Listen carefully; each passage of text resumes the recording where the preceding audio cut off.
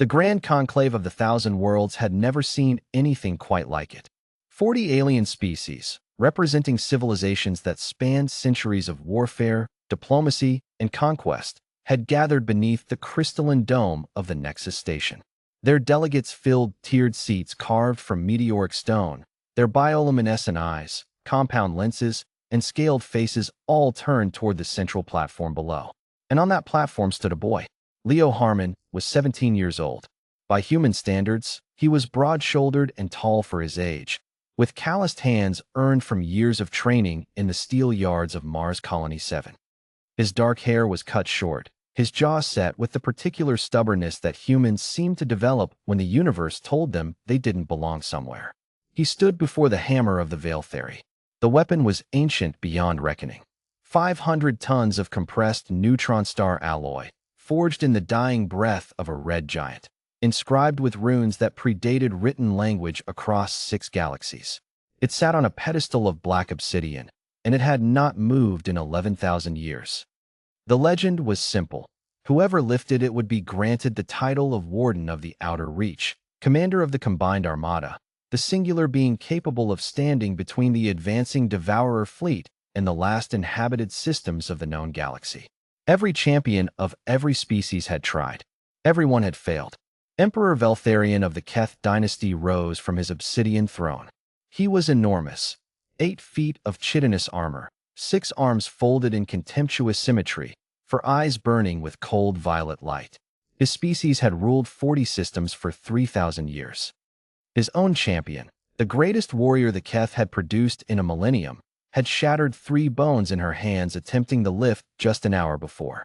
This, Veltharion said, his translator implant rendering the words in crisp, mocking standard, is the human delegation's champion? Murmurs rippled through the conclave. Some were laughter. Most were pity. Leo didn't look up from the hammer. Maya Osei, Earth's senior diplomat and the woman who had raised Leo since he was 4 years old after his parents died in the outer colony collapse, stood at the edge of the platform. She was small, composed, and absolutely furious. The kind of furious that didn't show on her face but lived in the precise stillness of her hands. She had fought for 6 months to earn humanity a seat at this conclave. She had called in every favor, burned every bridge, and spent every ounce of political capital Earth had. And she had chosen Leo, not because he was the strongest human alive, not because he was the fastest, or the most decorated soldier, or the most decorated anything. She had chosen him because of something she had watched him do when he was 9 years old, something she had never fully explained to anyone, because she wasn't sure anyone would believe her. He's just a child, Veltharion sneered, descending 2 steps from his throne for dramatic effect. You send a larval human to claim the wardenship? Is this some kind of cultural joke? Do humans offer children as tribute when they wish to be humiliated efficiently? More laughter. The Drevithi delegates, amphibious and cold-blooded, clicked their teeth in amusement. The Sorn collective's shared consciousness pulsed with shared mirth. Leo finally looked up. He looked at the Emperor with the kind of calm that wasn't emptiness. It was the calm of someone who has already made peace with every outcome and finds that oddly freeing. He looked at the hammer again. He exhaled once, slowly, through his nose. I'd like to begin, he said. By all means, Veltharion said grandly, spreading 4 of his 6 arms. Entertain us before you embarrass yourself. Leo stepped up to the hammer. He didn't circle it. He didn't study it. He didn't stretch, or breathe deeply, or close his eyes in concentration. He walked up to it the way you walk up to something you've been walking toward your entire life without knowing it. He wrapped his hands around the haft. The runes flared. Not the dim flicker that occurred when most champions touched it. A cautious, questioning pulse, like a door deciding whether to open. The runes ignited. Every inscription on every surface of that 500-ton weapon blazed with white gold fire simultaneously, and the light was so sudden and so absolute that several delegates shielded their eyes. The temperature in the dome dropped 8 degrees in 4 seconds. Every sensor array in the Nexus station registered a gravitational anomaly centered on the platform. The obsidian pedestal cracked down the middle. Leo lifted the hammer. He didn't strain. He didn't grunt. He didn't stagger or compensate or brace. He lifted it the way you lift something that belongs to you, with a kind of unhurried certainty, like the weight had always been an agreement between himself and the object, and both parties had simply been waiting for the moment to formalize it. The hammer rose. 1 inch, 1 foot, 3 feet. He held it at shoulder height, the head blazing with inscription fire, his feet planted, his breathing even. The conclave was absolutely silent. Veltharion had stopped descending his steps. He stood frozen on the second tier, for violet eyes fixed on the boy below, and something was happening in his expression that his species rarely permitted publicly. Shock, pure and unmediated, cracking through the diplomatic composure like a fault line. That's... One of the Drevithi delegates began. Impossible. The Sorn collective finished, in perfect unison. Maya allowed herself, very quietly, to exhale. She remembered the moment she had chosen Leo. He had been 9, and there had been a cave-in at the colony's lower structural level. 3 adults had been trapped under a collapsed support beam. 6 tons of steel, by the engineer's later estimate. Rescue teams were 12 minutes out. Leo had walked over, looked at the beam, and lifted it.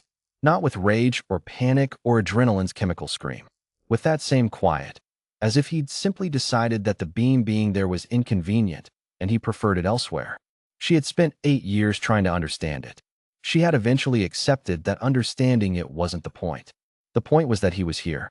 Leo lowered the hammer back to the shattered pedestal. The runes continued to burn.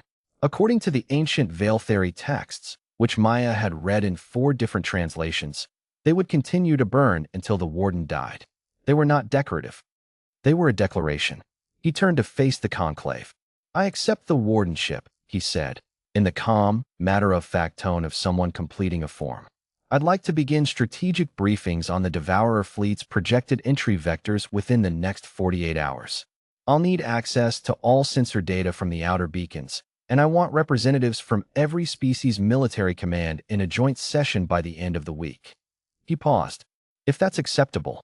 The silence held for 3 more seconds. Then it broke, not in laughter this time, but in something that had no single translation across 40 species languages. Some delegates struck their palms together. Some vocalized in ascending tones. Some simply stood. The Sorn collective pulsed brilliant blue, which was, Maya had once been told, the closest their shared consciousness came to awe. Veltharion descended the remaining steps slowly. He stopped in front of Leo. He looked down at the boy. This human larval, this child, this insignificant, brief-lived creature from a species that had possessed interstellar travel for barely 2 centuries. And Leo looked back up at him without flinching. The Emperor was quiet for a long moment.